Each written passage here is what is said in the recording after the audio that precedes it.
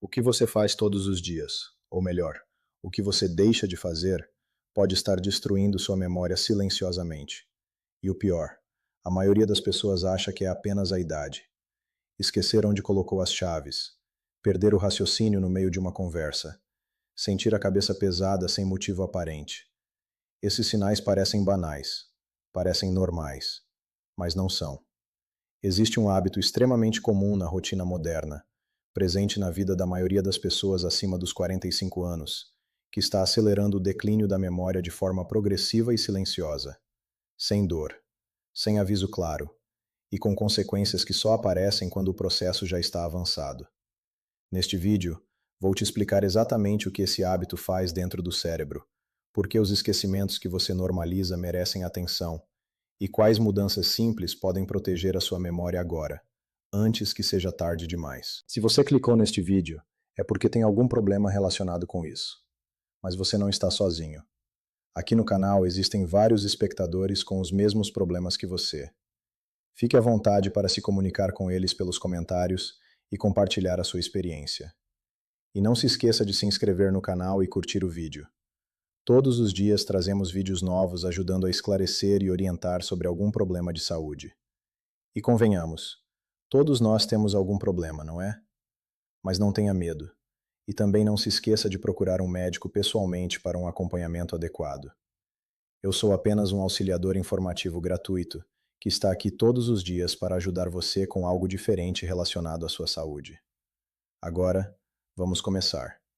O hábito central. Sedentarismo mental e físico combinados. Então, qual é esse hábito que está destruindo a memória em silêncio? É a combinação de duas coisas que andam juntas na vida da maioria das pessoas após os 45 anos. O corpo parado e a mente sem desafios. Estou falando do sedentarismo. Não apenas o sedentarismo físico, que todo mundo já conhece como vilão da saúde cardiovascular, mas também o sedentarismo mental. A ausência de estímulos novos, de desafios cognitivos, de situações que façam o cérebro trabalhar de verdade. E quando essas duas coisas acontecem ao mesmo tempo, corpo parado e mente sem estímulo, o impacto sobre a memória é muito maior do que a soma das partes. Deixa eu te explicar por quê. O cérebro humano é um órgão extraordinariamente plástico. Isso significa que ele tem a capacidade de se reorganizar, de criar novas conexões e de se adaptar ao longo de toda a vida, não apenas na infância ou na juventude. Essa capacidade tem um nome: neuroplasticidade. Mas aqui está o ponto central que precisa ficar claro. A neuroplasticidade não é automática. Ela depende de estímulo.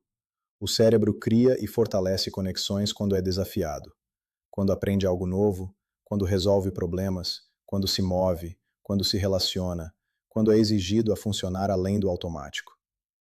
Quando esses estímulos param de chegar, o cérebro não mantém as conexões que tem.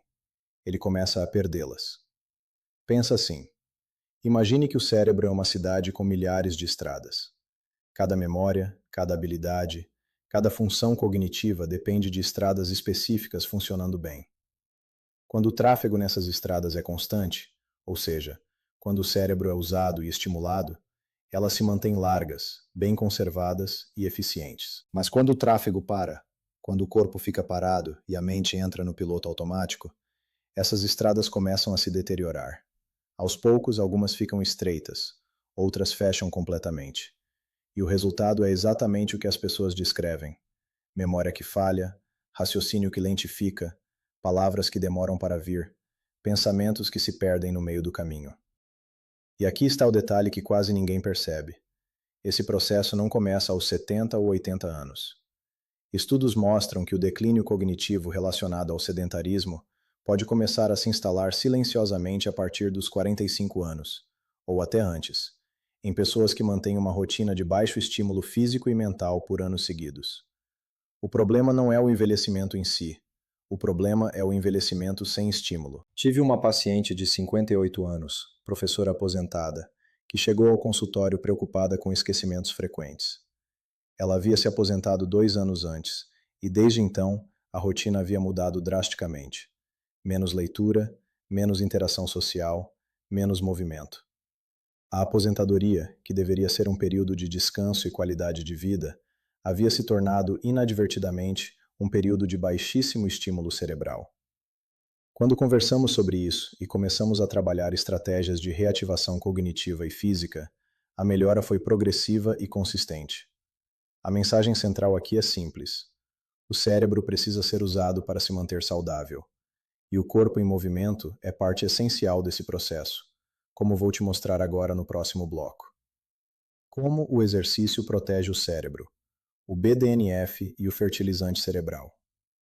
Agora vem algo que muita gente nunca ouviu e que muda completamente a forma de enxergar a relação entre o corpo e a memória. A maioria das pessoas sabe que o exercício faz bem para o coração, para os músculos, para o peso. Mas pouquíssimas pessoas sabem que o exercício físico é um dos estímulos mais poderosos que existem para a saúde do cérebro, e especificamente para a memória. E o mecanismo por trás disso tem nome: BDNF. BDNF é a sigla para fator neurotrófico derivado do cérebro, um nome técnico que parece complicado, mas que tem uma explicação muito simples.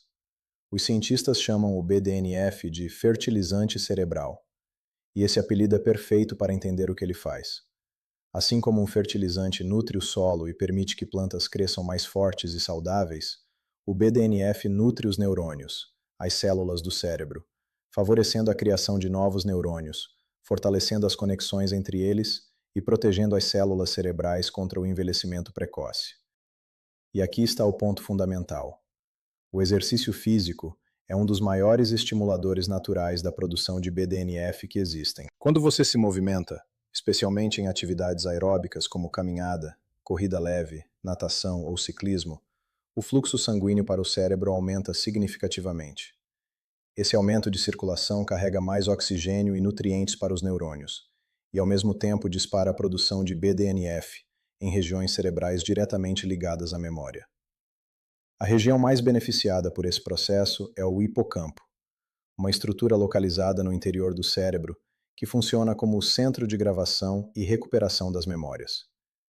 O hipocampo é exatamente a região que mais sofre com o sedentarismo, e exatamente a que mais se beneficia com o movimento. Agora vem o detalhe que quase ninguém considera. Estudos de neuroimagem, que são exames que fotografam o cérebro em funcionamento, mostram que pessoas sedentárias apresentam redução progressiva no volume do hipocampo ao longo dos anos. Em outras palavras, a falta de movimento físico literalmente encolhe a região do cérebro responsável pela memória. Por outro lado, pesquisas mostram que pessoas que praticam atividade física regular apresentam um hipocampo maior, melhor desempenho em testes de memória e raciocínio, e menor risco de desenvolver Alzheimer e demência ao longo da vida, independentemente da idade em que começaram a se exercitar. Isso significa algo muito importante. Nunca é tarde para começar. Pensa assim: imagine que o hipocampo é um músculo. Assim como o músculo que não é usado vai atrofiando progressivamente, o hipocampo perde volume quando não recebe o estímulo que precisa. E assim como o músculo pode ser recuperado com um treino adequado, o hipocampo responde positivamente ao exercício, mesmo em pessoas acima dos 60 ou 70 anos. Tive um paciente de 67 anos que havia parado de se exercitar há mais de 10 anos. Chegou ao consultório com queixas de memória e raciocínio mais lento. Após a avaliação completa, iniciamos um programa gradual de caminhadas diárias, começando com apenas 20 minutos por dia. Em 6 meses, ele relatava melhora clara na clareza mental, na disposição e na capacidade de se concentrar. O movimento havia reacendido algo que estava adormecido. A orientação prática é clara. Inclua movimento físico na sua rotina diária, mesmo que seja uma caminhada de 20 a 30 minutos. Não precisa ser academia, não precisa ser intenso. O que o cérebro precisa é de regularidade. Movimento constante, mesmo que moderado, já é suficiente para estimular a produção de BDNF e proteger a memória ao longo do tempo. O que acontece com o cérebro sem estímulos? Agora vou te mostrar o outro lado da história. O que acontece dentro do cérebro quando os estímulos param de chegar? E preciso que você preste atenção nesse bloco com cuidado, porque o que vou descrever é exatamente o que está acontecendo, neste momento, no cérebro de milhões de pessoas que acreditam estar apenas ficando velhas. Quando o corpo para de se mover e a mente entra em piloto automático, mesma rotina todos os dias, sem novidades, sem desafios, sem aprendizado novo. Três processos muito específicos começam a acontecer dentro do cérebro, e os três trabalham juntos para acelerar o declínio da memória. Vamos entender cada um deles. O primeiro processo, a redução do fluxo sanguíneo cerebral. O cérebro é um órgão extremamente exigente em termos de energia. Ele representa apenas 2% do peso corporal, mas consome cerca de 20% de todo o oxigênio que o corpo utiliza. Para funcionar bem, ele precisa de um fluxo sanguíneo constante e abundante. Quando o corpo fica sedentário, o coração trabalha com menos eficiência, os vasos sanguíneos perdem elasticidade progressivamente, e o fluxo de sangue para o cérebro diminui. Com menos sangue chegando, menos oxigênio e menos nutrientes alimentam os neurônios. E neurônios mal nutridos funcionam mais devagar e morrem mais cedo. O segundo processo, o enfraquecimento das sinapses. As sinapses são as conexões entre os neurônios, os pontos de contato por onde as informações viajam dentro do cérebro. Cada memória que você tem, cada habilidade que você domina, cada pensamento que você processa, depende de redes de sinapses funcionando de forma eficiente. Essas conexões seguem um princípio muito simples: use ou perca. Sinapses que são ativadas com frequência ficam mais fortes, mais rápidas e mais eficientes. Sinapses que ficam sem uso enfraquecem progressivamente e, com o tempo, são eliminadas pelo próprio organismo em um processo chamado poda sináptica. Quando a rotina mental é pobre em desafios e novidades, as sinapses ligadas à memória, ao raciocínio e ao aprendizado ficam cada vez menos ativas. E quanto menos ativas ficam, mais frágeis se tornam. Pensa assim: imagine que cada sinapse é uma ponte entre duas cidades. Pontes por onde passam veículos todos os dias são mantidas, reforçadas, ampliadas. Pontes abandonadas, sem tráfego, sem manutenção, vão se deteriorando até desaparecer. O cérebro sem estímulos é uma cidade onde as pontes estão sendo abandonadas uma a uma. O terceiro processo, a perda de volume no hipocampo. Já mencionei o hipocampo no bloco anterior, aquela região central para a formação e recuperação das memórias. E preciso retomar esse ponto aqui porque ele é fundamental. O hipocampo é uma das regiões cerebrais mais sensíveis à falta de estímulo. Estudos de neuroimagem mostram que pessoas com rotinas sedentárias e cognitivamente pobres apresentam redução mensurável no volume do hipocampo ao longo dos anos, o que se traduz diretamente em maior dificuldade para formar novas memórias, para recuperar informações e para manter o raciocínio ágil. E aqui vem algo que muita gente nunca ouviu. Essa perda de volume não acontece de repente. Ela é gradual, silenciosa e progressiva, acumulando-se ao longo de meses e anos sem que a pessoa perceba. Quando os sintomas ficam evidentes o suficiente para gerar preocupação, o processo já está instalado há bastante tempo. É por isso que esperar os sintomas ficarem graves para agir é um erro. O momento de proteger o cérebro é agora, antes que o declínio se torne difícil de reverter. Tive uma paciente de 63 anos que havia se isolado socialmente após a pandemia e praticamente parado todas as atividades que antes faziam parte da sua rotina.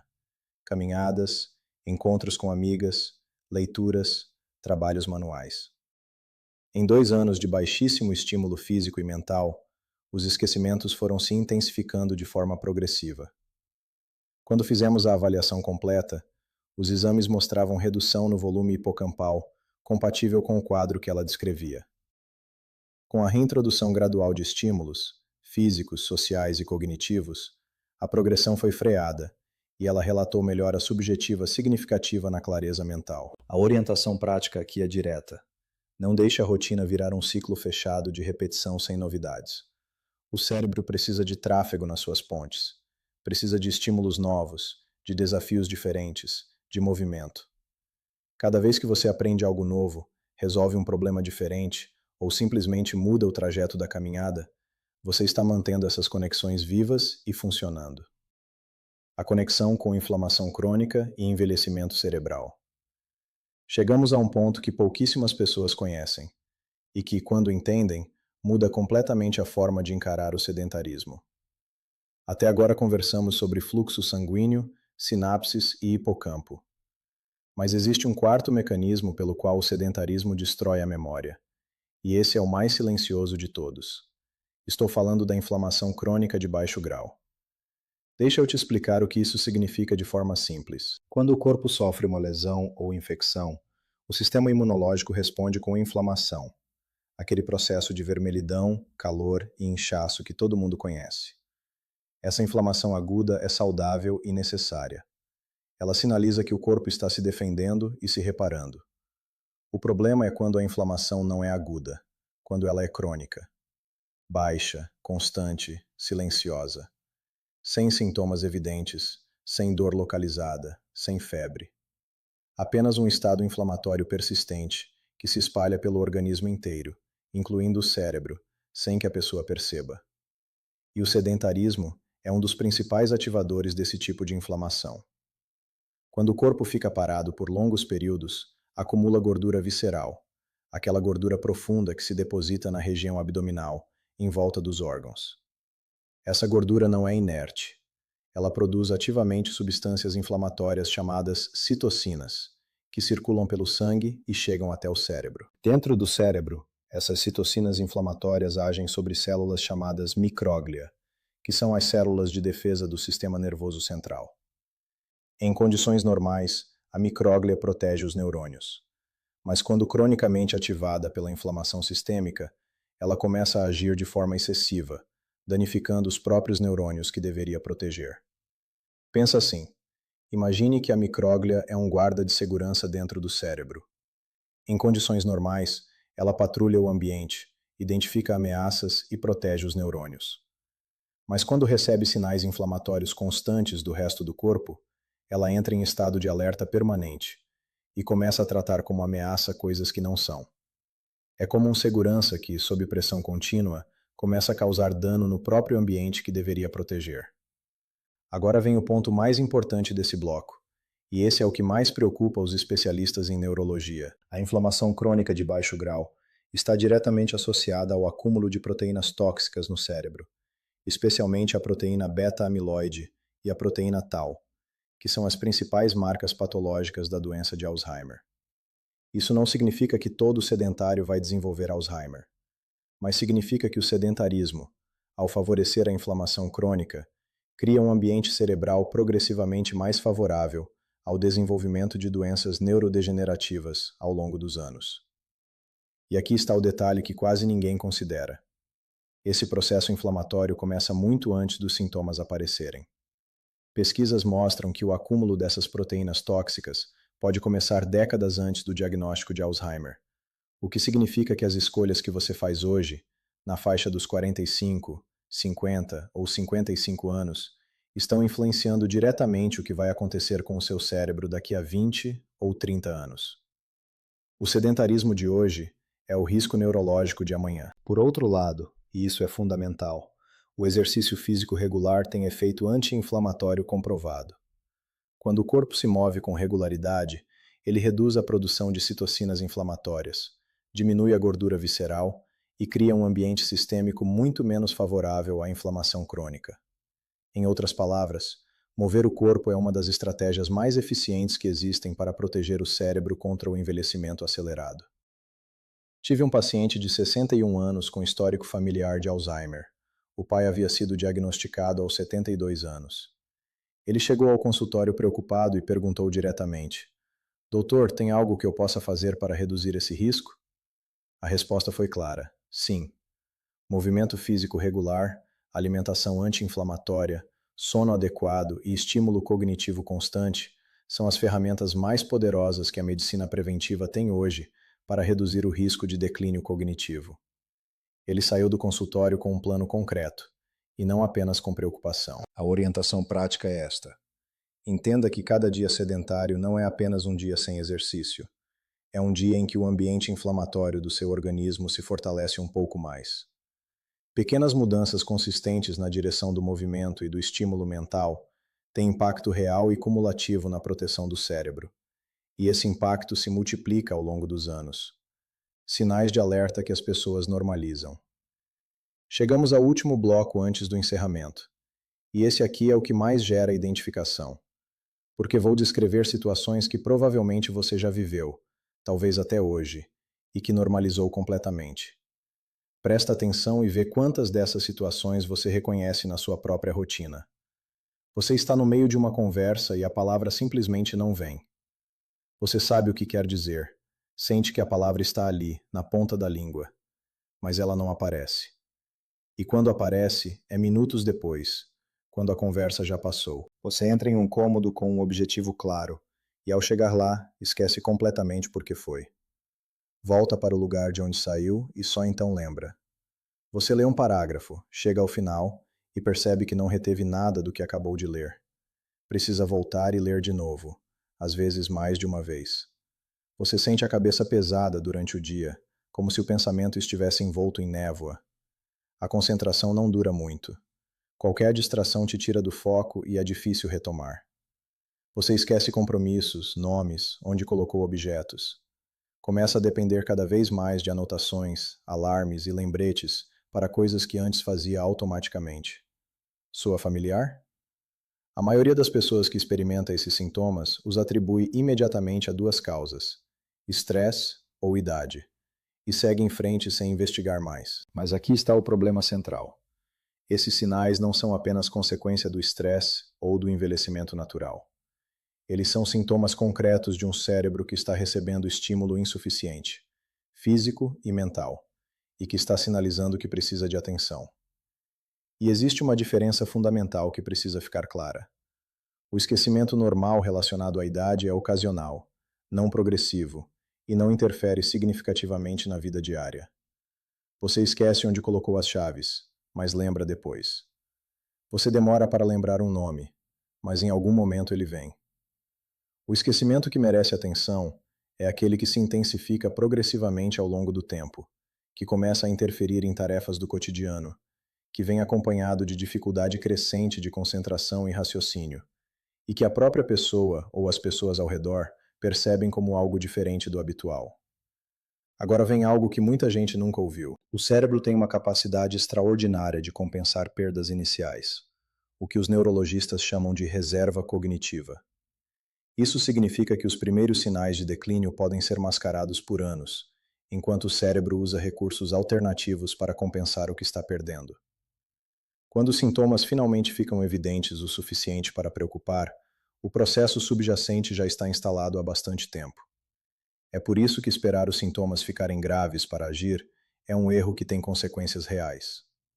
Os sinais que listei, a palavra que não vem, o cômodo que visita sem lembrar porquê, a leitura que não retém, a névoa mental, não são apenas inconveniências do dia a dia. São o cérebro pedindo socorro de forma ainda discreta. E é exatamente nesse momento, quando os sinais ainda são sutis, que a intervenção tem maior impacto. Tive uma paciente de 55 anos que havia normalizado todos esses sintomas há pelo menos 3 anos. Dizia que era estresse do trabalho, que quando se aposentasse melhoraria. Quando finalmente veio ao consultório, a avaliação cognitiva mostrava declínio leve, mas consistente em memória de trabalho e velocidade de processamento. Iniciamos um plano de estimulação física e cognitiva, além de investigação completa para descartar outras causas. A progressão foi freada, mas o tempo perdido em normalização não voltou. A orientação prática é esta: não normalize sintomas que estão se intensificando.